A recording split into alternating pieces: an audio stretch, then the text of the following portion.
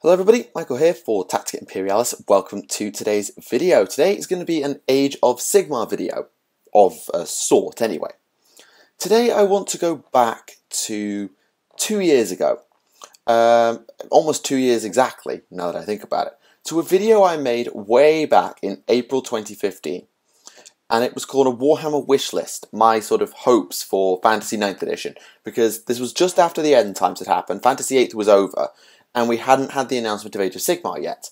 So we had no idea. There was about 3 months of complete limbo, where nobody knew what was going on, and then AOS dropped and, well, everything happened from there. And I made a video in that time saying what I wanted Fantasy 9th to be like, how I wanted it to go. And if I had more time, I'd show it to you here. I'd show it and we'd do a little like back and forth, like those reacting to my old videos. But I don't have the time or editing skill to do that, so you'll just have to have a look in the description. Be warned though, absolutely terrible audio and visual quality, you have been warned. So I just want to go over the points I made in that video and whether AOS actually lived up to my hopes at the time, and whether my hopes are still valid when I look back at them today. So the first thing I asked for, and this is something I definitely stand by, is don't make it a skirmish game. I was terrified at the time that the big collections that people had amassed over the past few decades were just going to be abandoned in favour of a skirmish game. And while for a short period of time it looked like that could be the case with like the not being ranked up and stuff, it's proven that AOS is not a skirmish game. You have units, you have your monsters, you have your artillery, you have all of the stuff that Fantasy was known for, just in a slightly different layout. So instead of being all rank and file, you're in more loosely fitted coherency units like you have in 40k. So, step one, tick in the box. AOS is not a skirmish game. So, yeah. The more I think about it, I wonder whether a skirmish game could have worked. And I think there should be, I don't know if the new Shadespire or whatever it's called, the new little AOS minigame, box game, doobly-doo, is actually a skirmish. If it is, then I'd be interested to see how it goes. But if it isn't, then I think it would be interesting to see how a skirmish game works under the AOS rules set. But for the moment, I'm glad the main game, at least, is not a skirmish game, because it means I can do all the fun stuff with the armies I used to have. The other thing that I was looking at in regards to skirmish was about the points, the viability bracket. I've coined that phrase completely off the top of my head right now. What I mean is the range of points in which the game system was at its best. For 40k, this is 1 to 3k points. It's probably when the game plays its best. Maybe not feels its best, but probably as a series of rules plays the best is between 1 and 3k points, because at the really small thing, it works, but it doesn't always feel as awesome as it could. And above 3k, yes, it feels amazing to play, but it takes a long time, it can get a little bit clunky and you've got a lot of stuff to do. So, to play, the game works its best between 1 and 3k-ish. I'm sure everyone's got an opinion on that, that's just me giving an arbitrary example. Fantasy worked better as the points went higher. It probably had an upper limit, I never found it, because I never had an army big enough, but around 1500, 2k points, the game worked beautifully. At 500 points and 750 points, the game didn't really work that well. At least that was what I felt at the time, and while I haven't played enough Fantasy to check, I still probably stand by that statement, that the game didn't work very well at the small scale. So what I wanted was for Fantasy 9th to work at the small scale. I wanted them to pull that bracket down to, say, 750 points, and say, from this point, our game will work beautifully. We might have to do a little bit of rejigging to the mechanics, but the game works well at low points while still maintaining a good upper bracket. So it will still work at 3, 4, 5,000 points without too much issue. And that was my sort of primary mechanical hope. And I think AOS actually did do that. Obviously we didn't get points for the longest time. We went probably the best part of a year before we got the General's Handbook, if not more. And well, it felt like a year anyway. And so I can't say for certain whether the original AOS was quite there, because the points values weren't there. But now that we get the points values for matched play, I have to say the game works well at low points.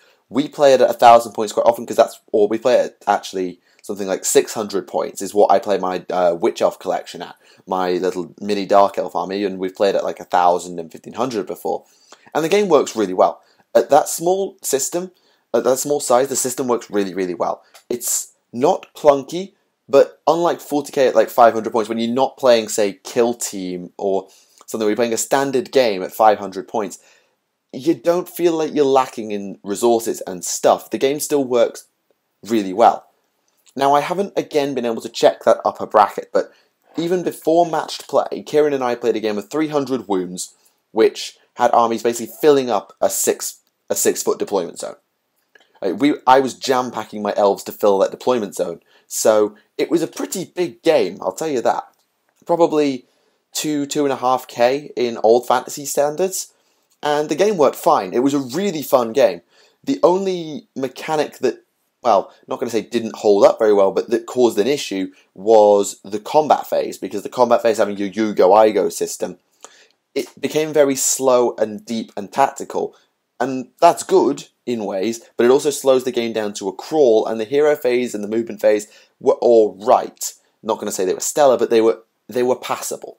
The game now works at a decent small game. You can get, I'm really bad with words today. The small games work well, and as far as I can tell, the big games work okay. I don't know what the tournament standard is, because I know there's been some competitive games played like at Adepticon for AOS. I don't know what points value they were at, but I suspect that around 1 to 2k points is probably the sweet spot of AOS, and it will probably be fine up to 3k and down to 500 as well. At least that's what I believe, so tick in the box on that one. Finally, for mechanics, we had the idea of simple to learn, hard to master. I think I'm quoting myself exactly there. Easy to learn, hard to master. I wanted a game that was extremely easy to pick up and play, because I felt at the time that Fantasy had a really high barrier to entry in terms of skill, because the game was hard.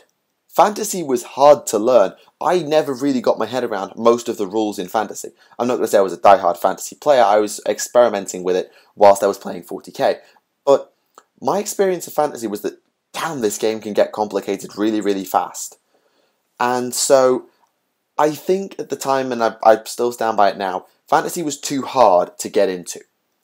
But at the same time, Fantasy had a lot of depth to it, which meant that if you wanted to become an absolute genius and a pro at Fantasy, you had to really work for it, and I appreciated that, and I wanted that to stay. So I wanted a game that was very easy to pick up and play, but that had a lot of hidden depth, a lot of strategy that if you wanted to become a master at it, you really had to work and think. And AOS passed this test with flying colours. Because in our first 3 or 4 games, Kieran and I basically knew all the rules. First game we played of Age of Sigmar, you can see it on the channel, it's on our iOS playlist where this video will be, I'll put that in the description as well. Our first battle report, we basically knew all the rules.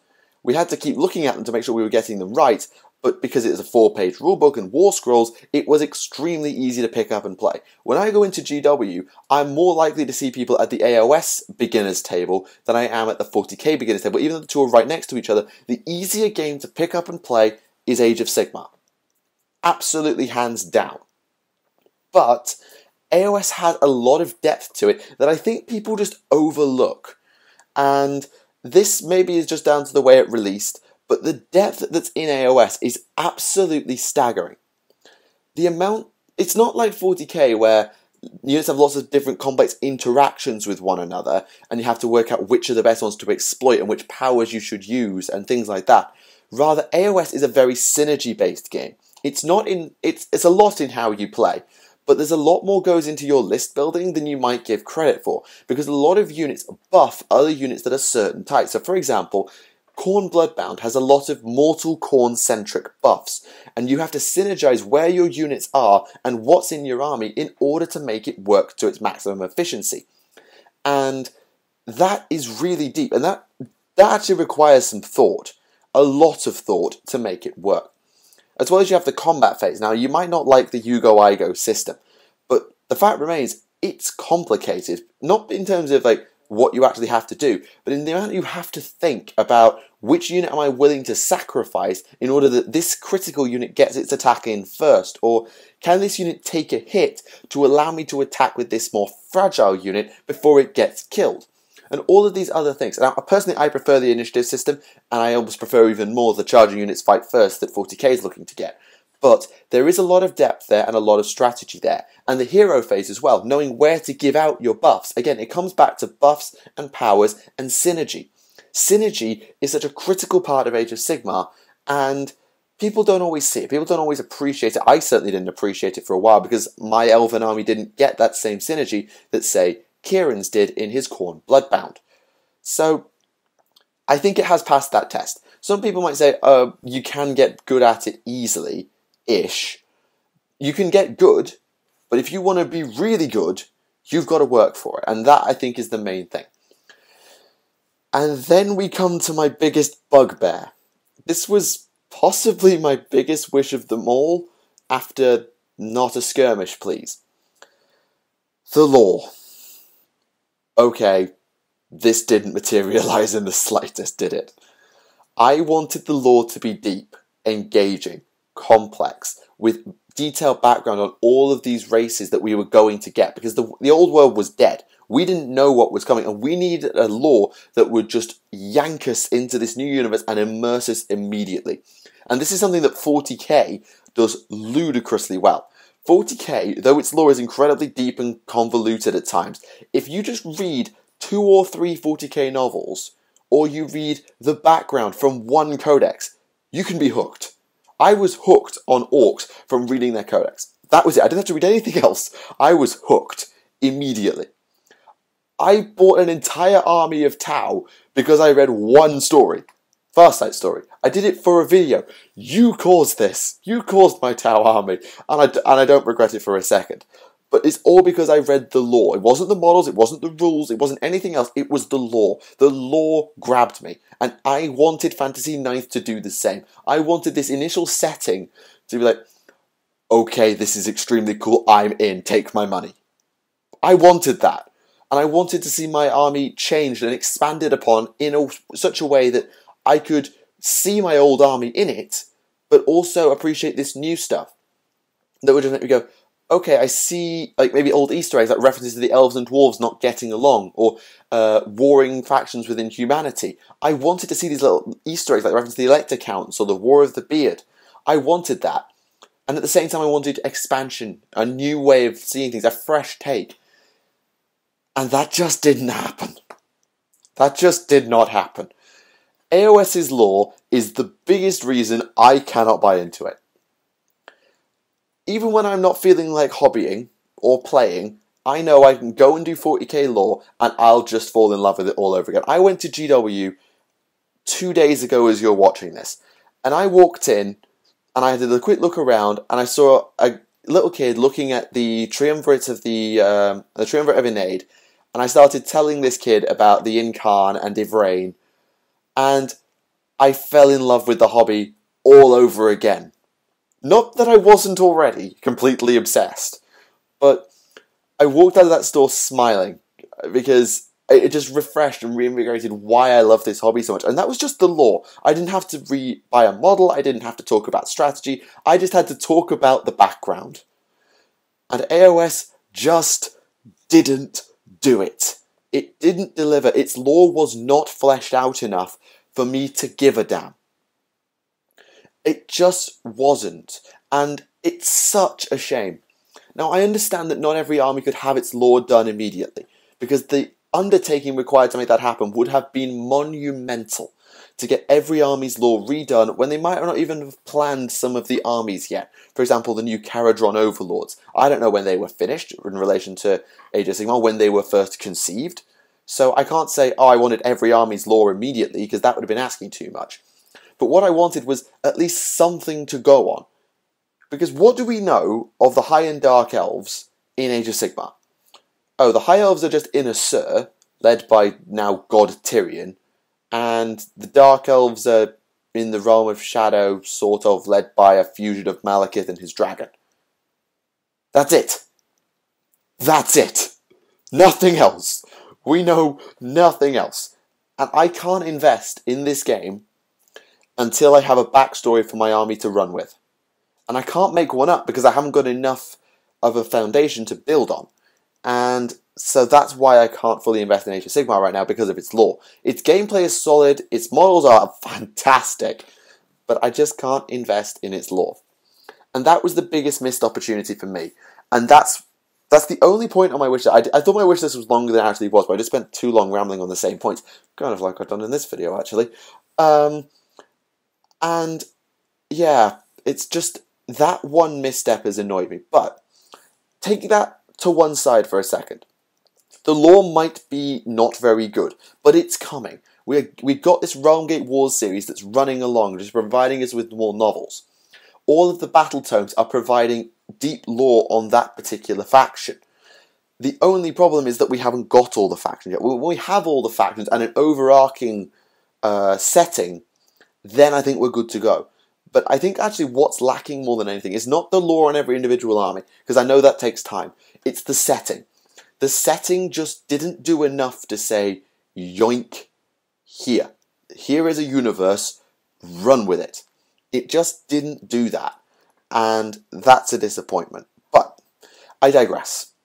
Overall, Age of Sigmar actually met my wish list pretty well. As a game, it did.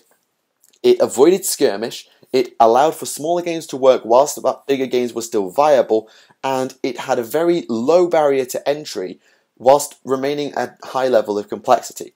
It did, as a game, pretty much everything I wanted it to do, even if it was such a drastic shift.